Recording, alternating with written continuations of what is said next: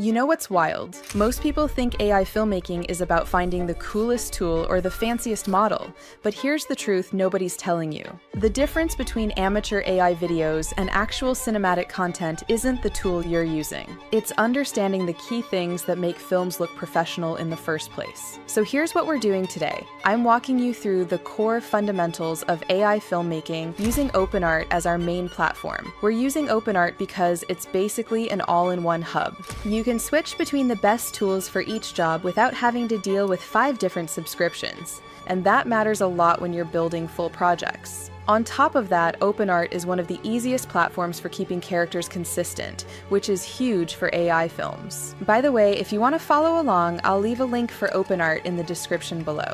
Now let's get into it. The first step in any AI film is creating a consistent character. Because here's the thing, if your main character looks different in every shot, your film falls apart. Consistency is everything. I learned this the hard way when I first started. I'd generate these beautiful individual shots, but when I put them together, it looked like 5 different people. That's not a film. That's a slideshow of strangers.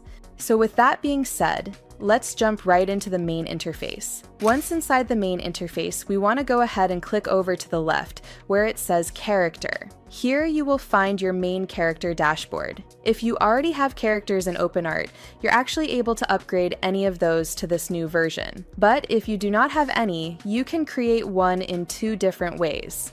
The first option is to start with an image. Here you're prompted to upload between 1 and 4 images, 1 that is required and 3 extra that will help the model better understand your character from different angles. The second option is to start with a description. Here you can just write the exact prompt of your character and select the model that it will use. For this tutorial, I'm going to use the description method because it gives us the most control from the start. But first, you need to blueprint your character. Don't just think about what they look like, think about who they are. This is something I wish someone had told me earlier. Your character needs a personality, a backstory, even if it never shows up on screen. Because when you know who they are, you know how they stand, how they move, what they wear. For example, let's say I'm creating a character who's a vigilante hero, someone who protects her city at night but lives a normal life during the day. She has this fierce determination mixed with vulnerability, wears a sleek tactical suit with subtle armor plating, and there's always this intensity in her eyes like she's carrying the weight of the world. See how that's not just a physical description? I'm building a person. Now I can write a prompt that captures all of that. A young woman in her mid-20s with long dark hair flowing past her shoulders, wearing a sleek black and deep purple tactical suit with subtle armor plating on the shoulders and forearms, fitted combat boots. She has piercing green eyes with an intense, determined expression, dramatic lighting with shadows, photorealistic, detailed facial features, superhero aesthetic. OpenArt's default model is going to be the one that was used in the previous version. This one just allows you to use different styles like photorealistic, digital art, anime, 3D, Pixar, fantasy, and RPG. Or you can select any of the other top models out there, and you will still have the option to create them in different styles. This gives you a lot more flexibility depending on the type of content you're creating. So let's go ahead and test out Nano Banana Pro. This is the model that I think works the best. Then, OpenArt will give us 4 different versions of our character, and we can select the one that we like the best or regenerate them if none of them feel right. But I'm actually pretty happy with one of these, so I'm going to go ahead and click that one and click on Build My Character. Once that's done, it's going to give us 4 different images so that we can see the results the model is going to be trained on. These are the front view, the close-up view, the full body view, and the back view. This is important because it ensures your character stays consistent from every angle, which is exactly what you need when placing them in different scenes later. Once they're all generated, you have the option to either regenerate all of them or just regenerate the ones you're not happy with. And once everything looks good, you want to go ahead and click Looks Good. Finally, you want to add a name and a backstory to your character. I'll name mine Nova. The backstory is optional, but I recommend adding it if you have the time. It will give the AI more context about who the character is, and it will be able to generate images that better fit what you have imagined.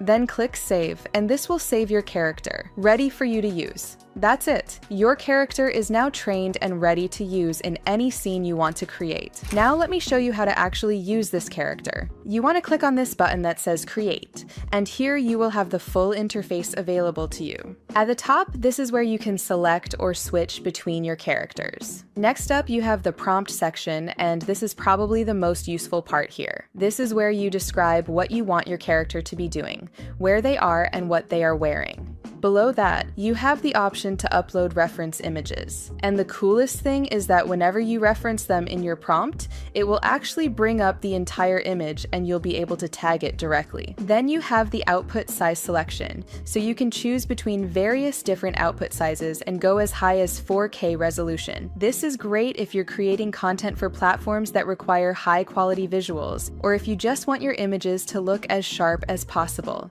And finally, you have the ability to select whatever model you prefer to use, whether it's Nano Banana Pro or Seedream. Alright, now that you have your character, let's talk about the story, because this is where most people completely lose the plot. They generate random beautiful shots and then try to stitch them together, hoping it makes sense. That's backwards. You need to plan your story first, then generate the visuals to match. I used to do it the wrong way and I'd end up with these gorgeous clips that didn't connect to anything. It was frustrating.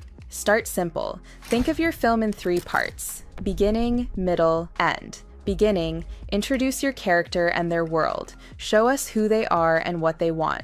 Middle, present a challenge, a discovery, or a shift. Something changes. End, resolve the tension or leave us with a powerful emotion. This is basic story structure, but it works for a reason. For my character's story, let's say she's standing on a rooftop at night, overlooking the city she protects. She receives a distress signal on her device. She leaps into action, moving through the city. She arrives at an abandoned warehouse where she confronts a threat. She emerges victorious but exhausted. She returns to the rooftop at dawn, watching over her city as the sun rises. Simple, right? But it has all 3 parts. We see who she is, something happens, and she's different at the end. Now break that into specific shots. Shot 1, wide shot of her standing on a rooftop edge at night, city lights glowing below. This establishes the location and the mood.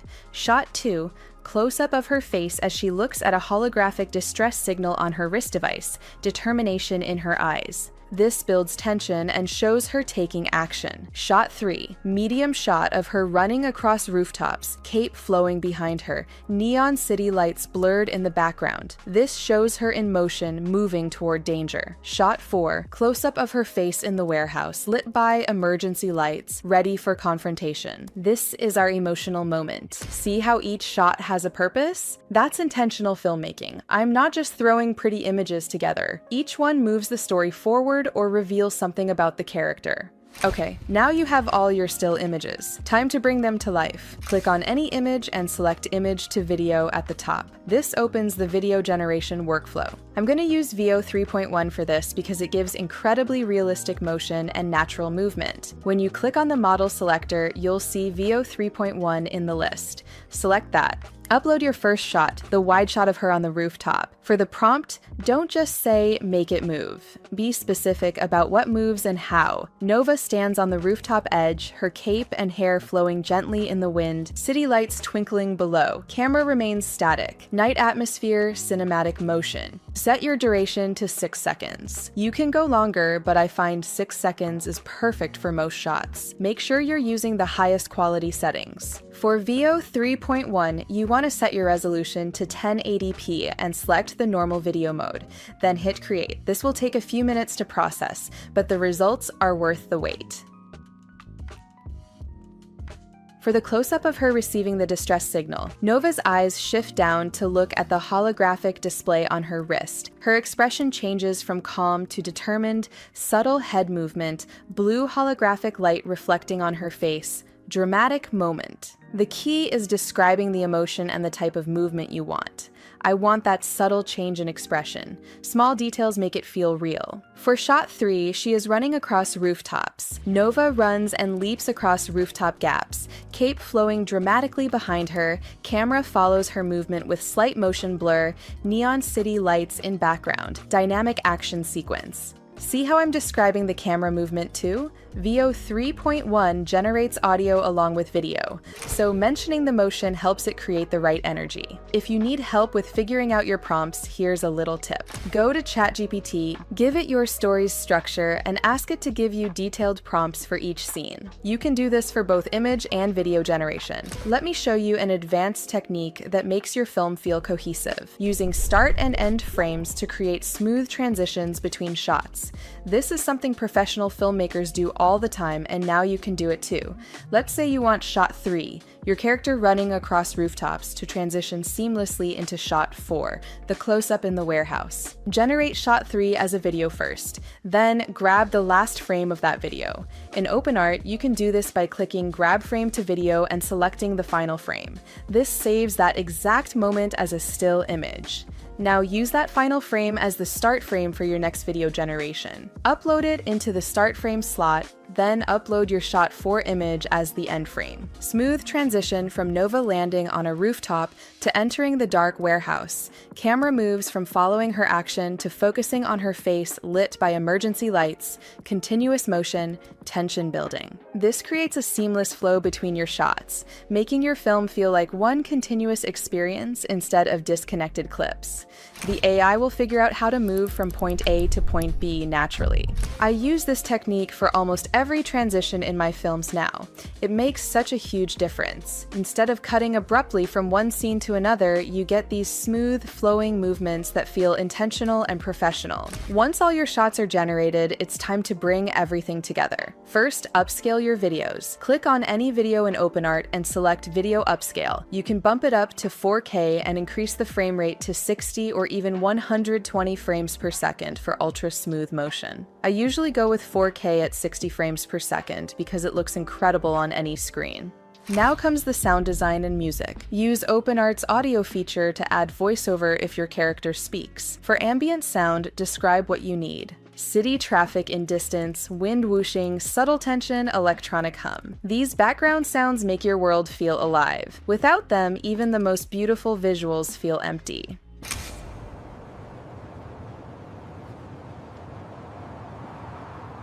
Then, bring all your clips into your video editor. I use CapCut, but you can use Premiere Pro, DaVinci Resolve, or any editor you're comfortable with. The editing software doesn't matter as much as understanding what you're doing with it. Import all your upscaled clips and arrange them on your timeline in the order you planned. For music, choose something that matches your emotional tone. For this story, I'd use an intense electronic score with orchestral elements that builds as she moves into action. The music should support the emotion, not overpower it. I keep my music volume lower than most people think.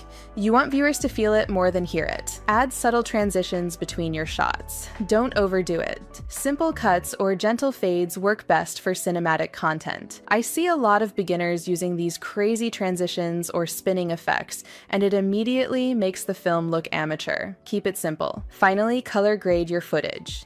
Even slight adjustments to contrast, saturation, and color temperature can make your film feel 10 times more professional. I usually add a bit more contrast to make the blacks deeper, boost the blues and purples to give it that superhero night aesthetic, and adjust the color temperature to match the mood. Cooler tones for the night action scenes, warmer for the peaceful dawn ending. Now let's look at our final result.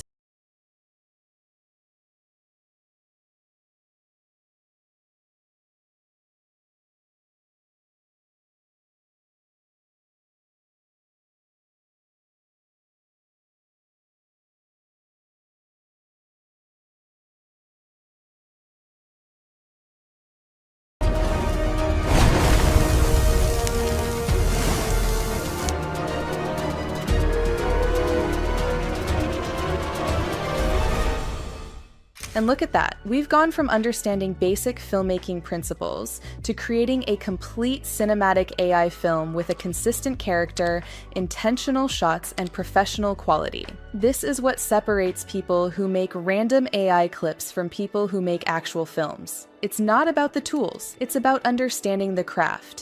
So now you know how to approach AI filmmaking like a professional. You understand composition, lighting, and movement. You know how to build consistent characters and plan intentional stories. You know how to generate your shots, animate them, and bring everything together in post. And with OpenArt, you can do all of this in one place. You're not jumping between 5 different platforms, losing your workflow, or paying for multiple subscriptions. If you want to start creating your own cinematic AI films, click the link in the description and sign up for OpenArt today. Thanks for watching, and I'll see you in the next one.